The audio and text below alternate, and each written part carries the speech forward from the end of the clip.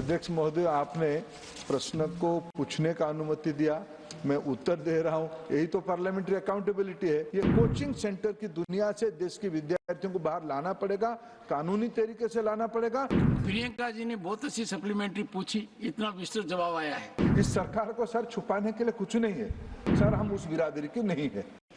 Sir, the NEP 2020 specifies the NTA will work to offer a high-quality common aptitude test, which shall aim to eliminate the need for taking coaching for these exams. Is the government aware that the Common University Entrance Test, as designed in consonance with NEP, has led to the cropping of more coaching centres all over the country? And what measures are being taken against such coaching centres which contradict the aim of the exam? Honourable Minister. अध्यक्ष महोदय, आदरणीय सदस्य का एक प्रश्न मूल प्रश्न में है, वो उसमें उन्होंने शुरू किया क्या एनटीए पार्लियामेंट को अकाउंटेबल है कि नहीं है। अध्यक्ष महोदय, आपने प्रश्न को पूछने का अनुमति दिया, मैं उत्तर दे रहा हूं। यही तो पार्लियामेंट्री अकाउंटेबिलिटी है। इसलिए तो बिल्कुल एनटीए विभिन्न स्तर पे पार्लियामेंट के पास अकाउंटेबल है। दूसरी बात, एनईपी ने धीरे धीरे देश की विद्यार्थियों के अंदर परीक्षा की सुधार के लिए, परीक्षा की गुणवत्ता बढ़ाने के लिए एनटीए कई प्रकार की परीक्षाओं को विशेष करके विद्यार्थियों के लिए ले, इसकी सुझाव दिया था। उसी पे एनटीए 2017 से शुरू होकर 18 में एक आकार लिया। लगभग पिछले 6 सालों में 5 करोड़ से ज़्यादा विद्यार्थी विभिन्न परीक्षा में अपीयर किए, सफलता के साथ अपीयर किए, उत्तीर्ण भी हुए, विभिन्न इंस्टीट्यूशंस में उनके एडमिशन भी हुई है। 250 तक परीक्षाओं को किया गया है। ये बात जो एक मैं आपकी अनुमति से सदन के सामने उसको रखना चाहूँगा। आज देश की जो युवाओं की विशेष करके एस्पिरेशनल सोसाइटी की जो तबका है, न्यू मिडिल क्लास, देश में 25 करोड़ लोग गरीबी रेखा से उठ के ऊपर आ रहे हैं।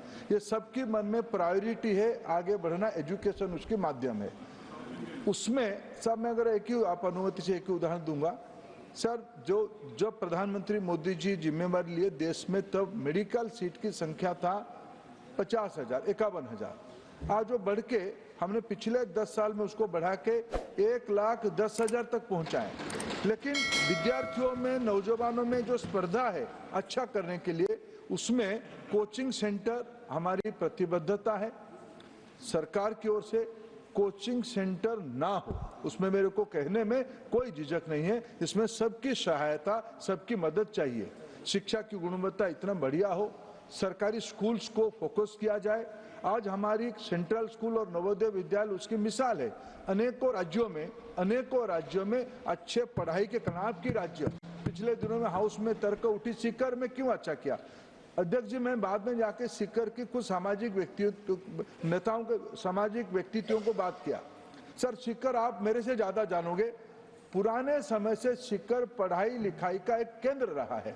ऐसे अनेकों स्टेट बोर्ड में आधारित अनेक केंद्र है जहां पढ़ाई की अच्छा प्रायोरिटी है।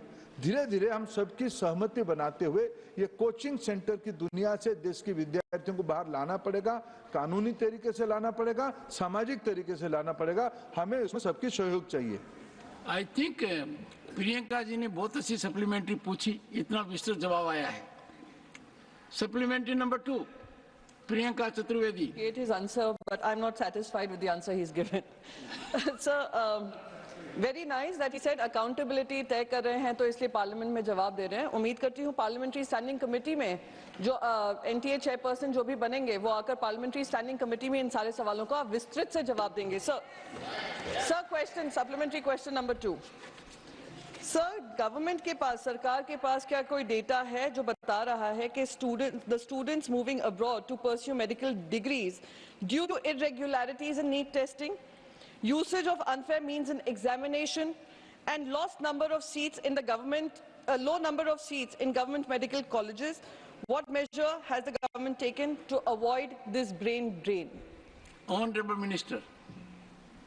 मैं अध्यक्ष महोदय आदरणीय प्रियंका जी को कहा कि एनटीए और सरकार की कोई भी इंस्ट्रूमेंट पार्लियामेंट के अंदर, पार्लियामेंट के बाहर, अप टू सीएजी ऑडिट तक सभी प्रकार की अकाउंटेबिलिटी है। इस सरकार को सर छुपाने के लिए कुछ नहीं है। हम ये जीरो वाले थ्योरी पे पिछले दिनों में तो सरकारों में जिन मित्रों ने रहा, कोई सीएजी ऑडिट को इन्होंने जीरो की बराबर हिसाब किया था। सर हम उस बिरादरी के नहीं है, हम सभी प्रकार की अकाउंटेबिलिटी के साथ प्रतिबद्ध के साथ कहते हैं। बाकी रहा उन्होंने कहा, मैं अभी उनकी पहला सप्लीमेंट्री में उत्तर दिया, 2014 में देश में मेडिकल शिक्षा में सीट थी 51,000, टुडे this is 1,10,000.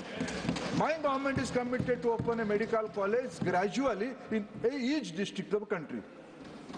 इसलिए यह विषय हमारे ऊपर बेबुनियाद आरोप। ये बात सही है कि आज इतना नंबर में विद्यार्थी चाहते हैं पढ़ने के लिए, उतना सीट होनी चाहिए क्या? होनी चाहिए।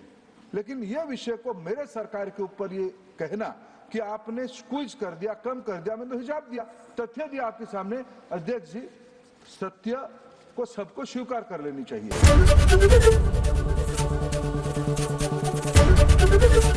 एबीपी गंगा, खबर आपकी, जुबान आपकी।